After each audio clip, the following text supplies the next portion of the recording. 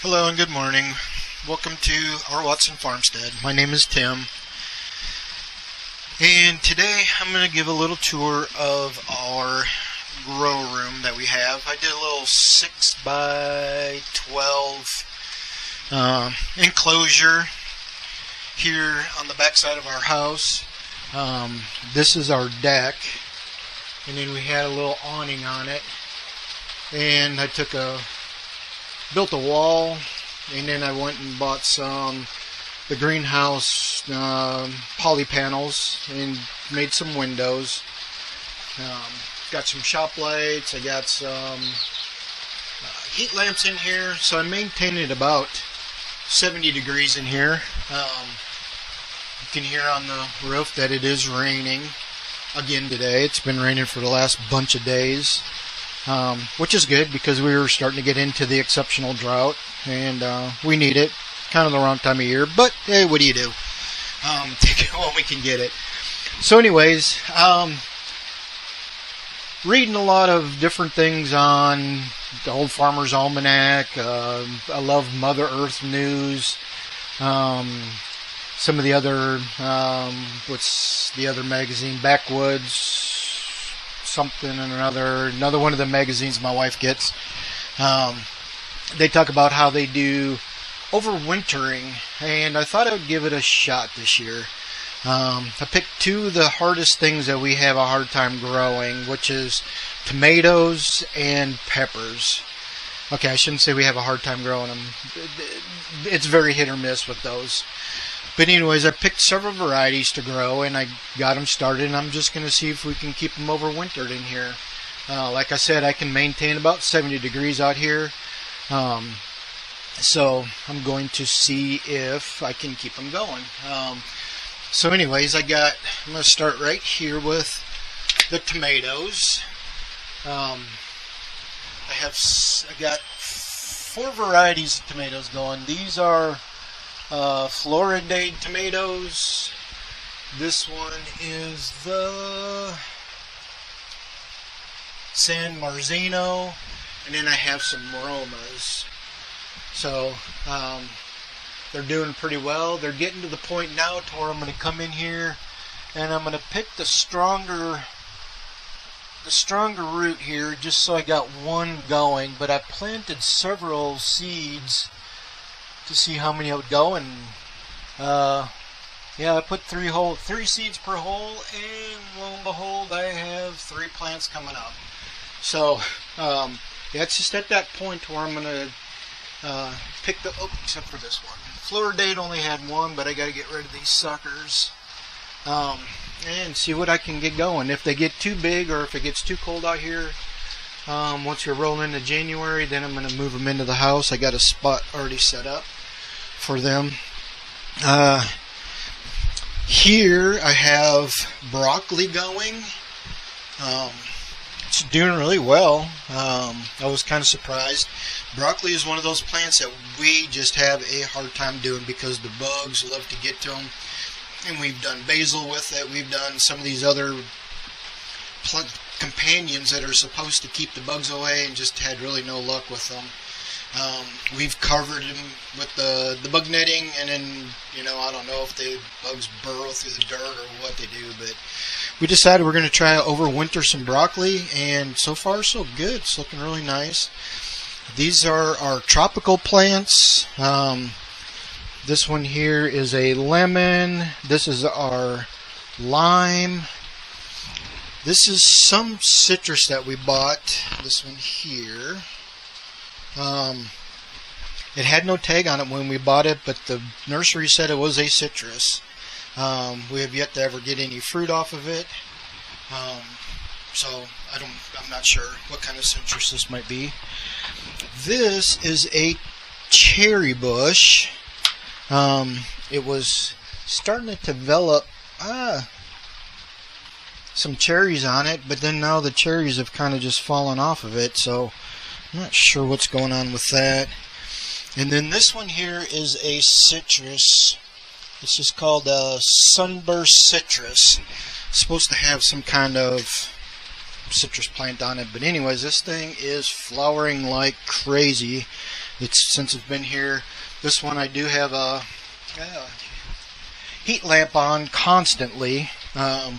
Same with this citrus over here, just so that they get more of that direct heat.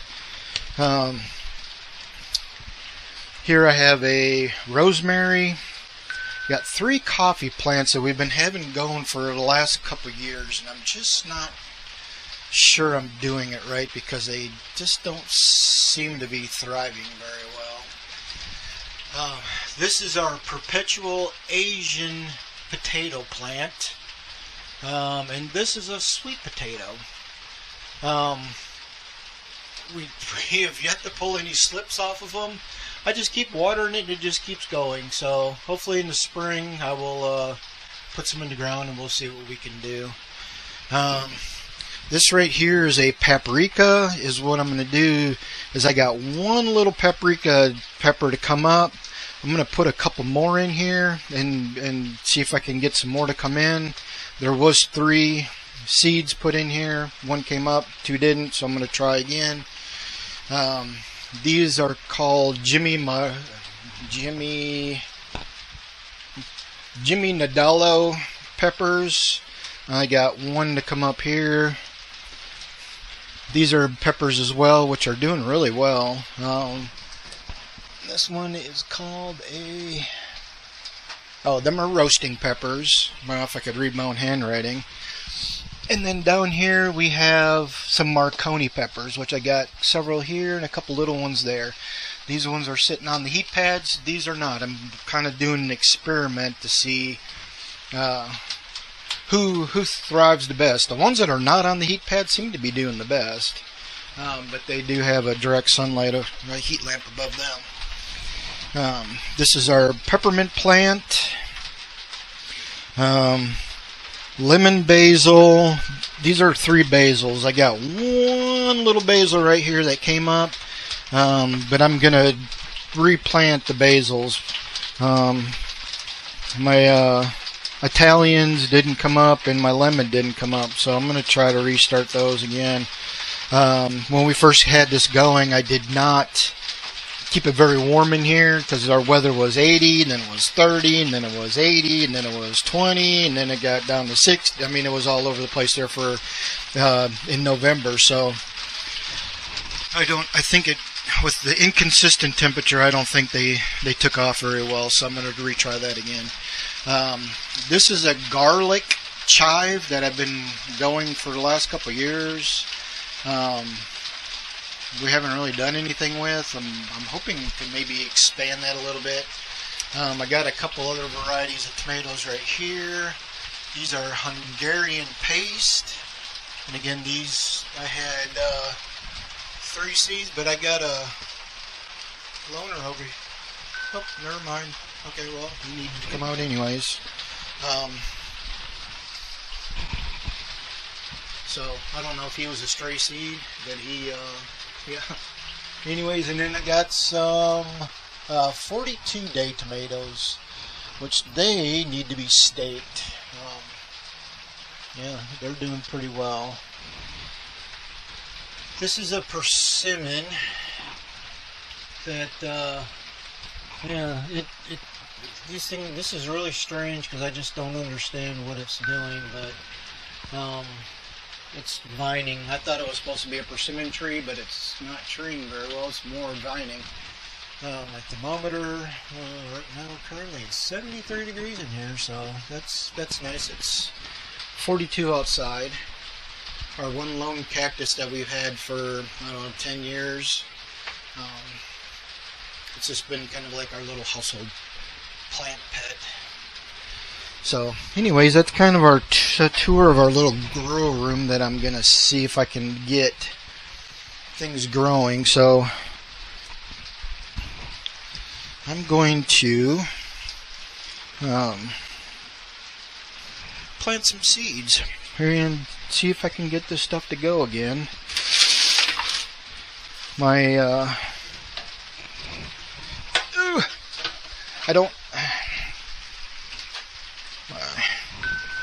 I didn't create myself enough room to do anything as usual, which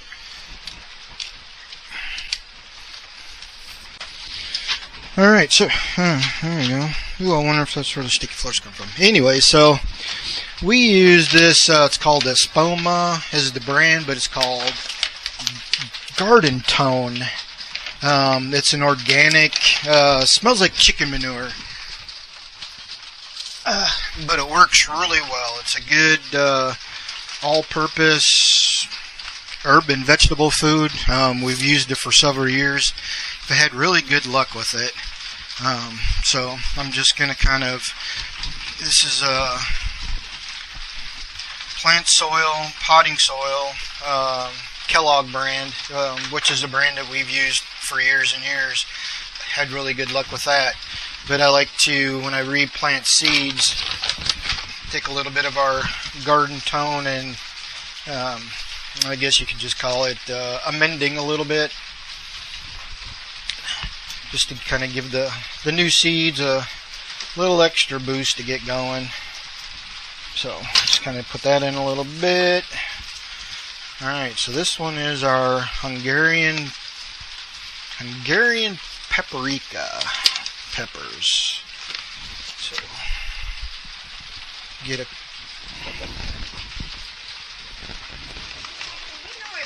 brought him with shoes on. Yeah, he had his tenny runners.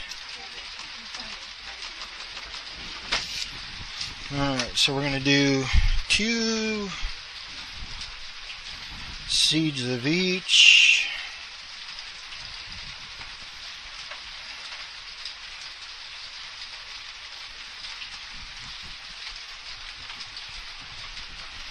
Alrighty. Although I don't know if I really like this particular brand or this particular style of soil. I don't remember which this one is called. This is called their potting mix for containers. It's got an awful lot of wood chips in it.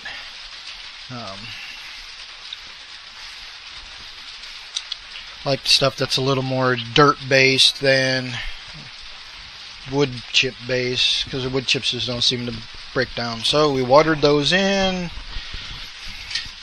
And give a little water to the new one. He's got a little bit of stuff on him. We'll put him up here.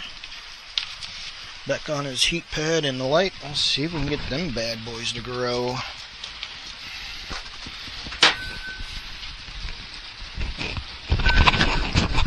Alright, so I'm trying out a microphone today.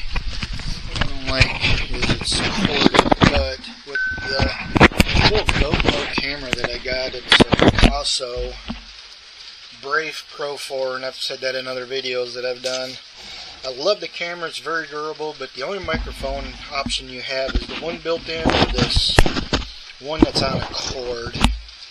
And to move around, that one just kind of presents a lot of problems, but it does pick up really well. Oof. Alrighty, so we're gonna get us a little more of the Garden Tone before we put some basil, or for those of you that like to watch Peppa Pig, I know Grandpa Pig likes to grow his basil. I don't know if that's a Europe thing or what that they call it, basil. Our little grandson loves Peppa Pig, so we started calling it basil. Alright, so this one here I'm putting Italian large leaf. I'm going to see if I can, let's see, I'm going to do 3 holes for this. And we'll probably put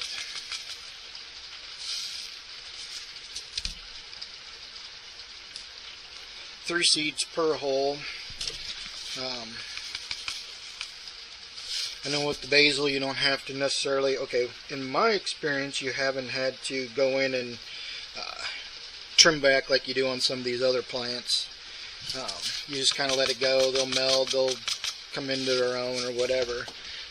We did have a really good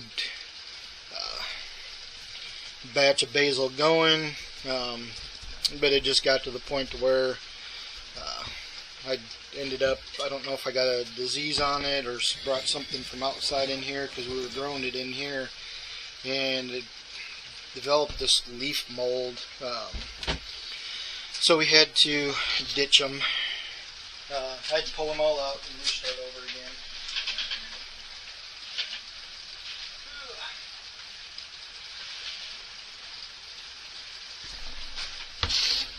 Alrighty, so oops, I should have grabbed the other one. Oh well.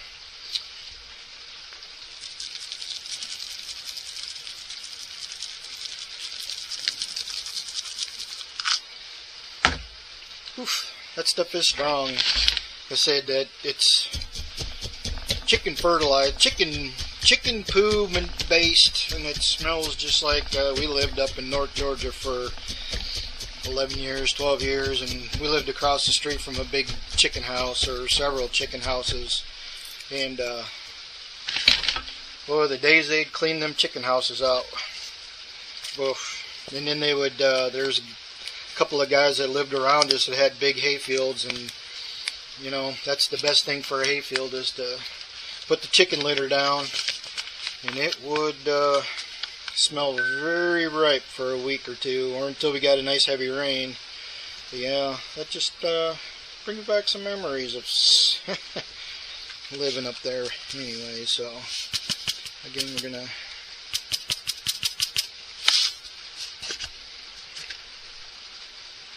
we'll do 3 per hole, 3 holes, and we'll see, since we have it a little bit warmer in here.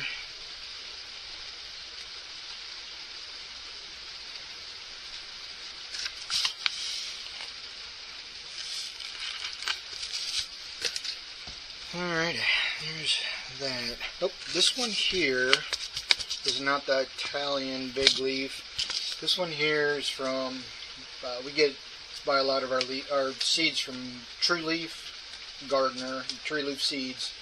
This one is a cinnamon basil. We've had really good luck with growing the cinnamon basil. It's a little bit of a sweeter basil. You can smell the cinnamon, but it's not really overbearing. I don't know if I'm not doing something right with it, or what. But some of the stuff I've read says that you should have a real strong cinnamon smell with it, but you don't. Or at least the last time I grew it, I didn't. It was a good basil. It wasn't as powerful as the regular Italian. It had a little bit of a sweeter taste to it. But it was really good. We use basil, I think, in just about everything.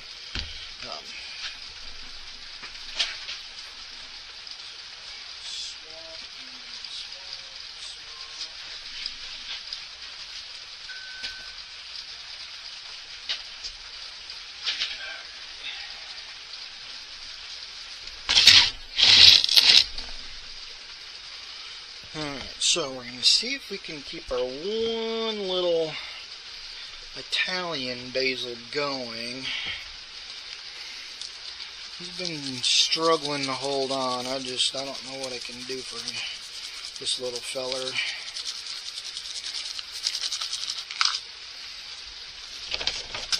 We'll give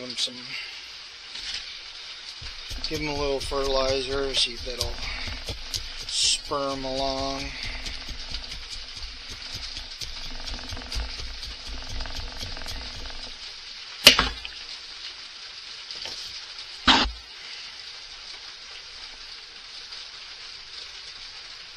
Alrighty.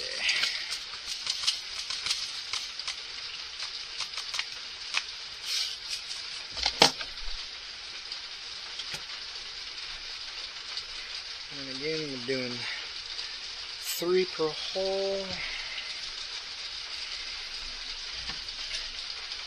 Alright, get these guys watered in.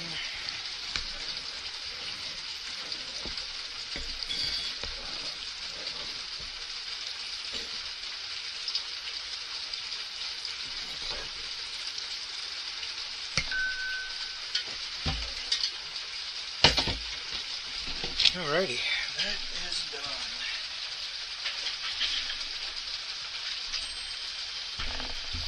Alright, So I got my plants done, my little tour of this area of our little grow room.